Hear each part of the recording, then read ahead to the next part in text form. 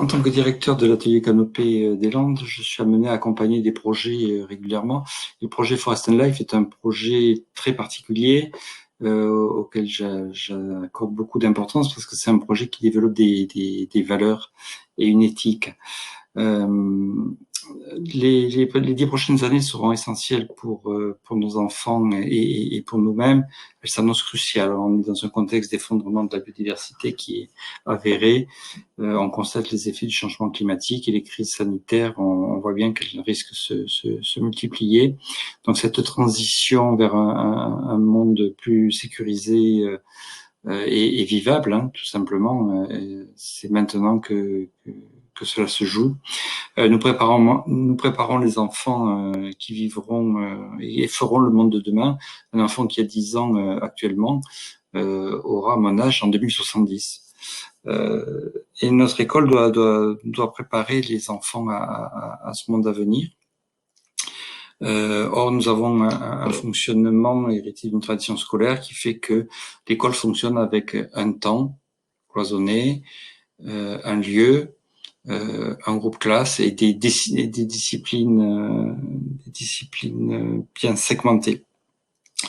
Or, nous assistons à une évolution du savoir comme jamais n'a été envisagée, avec l'accumulation, la circulation, l'accessibilité des savoirs, la vitesse de diffusion, les progrès de la connaissance extrêmement rapides, et un monde technologique qui pose très différemment la question des apprentissages, de la relation aux autres, de la façon d'agir de chacun. L'enjeu pour nous, c'est de placer donc l'éducation au développement dans une évolution des pédagogies de l'environnement, héritée d'une tradition naturaliste de l'école. Donc la mise en place d'éco-délégués dans les établissements, la diffusion des kits par l'ONG Good Planet qui décline les objectifs de développement durable de l'UNESCO vont dans ce sens-là et suppose une pédagogie différente de celle que nous avons connue. Le projet pédagogique de Forest and Life présente différentes phases pédagogiques. La première étant la place donnée à l'action. On apprend par l'expérience. L'engagement des élèves est un point essentiel. C'est le point de départ de toute éducation. C'est parce que l'on fait que l'on apprend. Et c'est parce que l'on observe, que l'on questionne, que l'on investigue, que l'enfant peut raisonner, déduire et construire son savoir.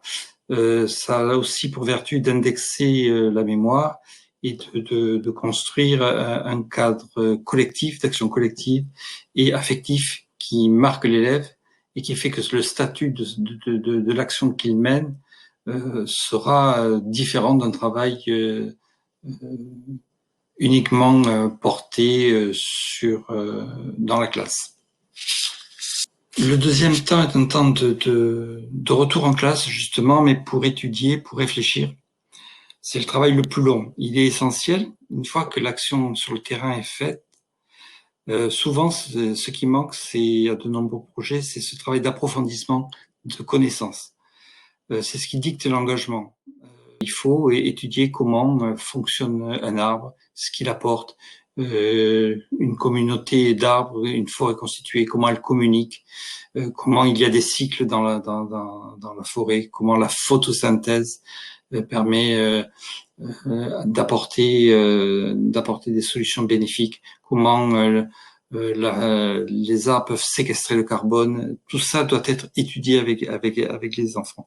Je passerai sur la question des incertitudes, hein, des savoirs, des savoirs controversés, mais il est vraiment ce temps de travail, c'est pour ça qu'on a décliné 5 axes de travail pour les élèves, est un temps essentiel.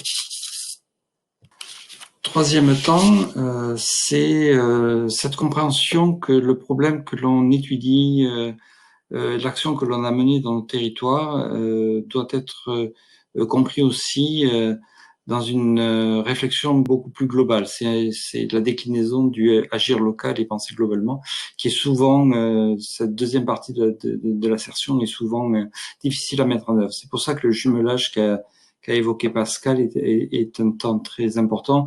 Nous avons maintenant la possibilité de faire communiquer des enfants de pays différents pour qu'ils échangent. Et c'est vraiment une valeur ajoutée à notre projet qui est essentielle et qui oblige à sortir l'école de sa neutralité. On est vraiment dans de la solidarité internationale, c'est-à-dire qu'on plante un arbre chez nous, mais on va en planter deux dans une zone où il y a encore plus de problèmes, où les difficultés économiques sont beaucoup plus lourdes. C'est une prise de conscience nécessaire pour les élèves. Le dernier temps que nous avons souhaité mettre en place dans ce projet est un temps de formalisation du travail. Et formalisation sous forme numérique. D'abord parce que Réseau Canopé est un opérateur du numérique éducatif, mais aussi parce que ça nous permettait de rendre compte du travail effectué et de clôturer le projet. J'ai insisté pour que, après ce travail d'étude, il y ait un rendu numérique de ce travail, et on a été très très agréablement surpris par la qualité des productions produites par les élèves. Donc sur la plateforme numérique, vous allez retrouver les travaux des élèves. Vous allez retrouver aussi donc toute la partie échange que j'ai évoquée tout à l'heure, et aussi des éléments d'animation que l'on met avec un web feuilleton avec Francis Allais et l'ONG Wild Touch, animé par Luc Jacquet, qui envoie des capsules vidéo tous les lundis dans les classes pour suivre le projet et la connaissance des forêts tropicales, par exemple. Nous avons aussi mis en ligne de nombreuses ressources pour étudier la forêt. Donc c'est un élément essentiel et qui fait partie maintenant aussi du cadre d'action des élèves maintenant. Voilà, résumer très très rapidement ce qui sont les différentes étapes pédagogiques de ce projet. Si je devais le résumer, en gros, on amène les enfants à sortir de l'école, à aller en forêt pour revenir dans l'école, étudier, approfondir, échanger et puis ressortir à nouveau de l'école en étant un citoyen plus éclairé, plus éduqué et plus conscient surtout des évolutions que nous aurons à accompagner dans les années à venir.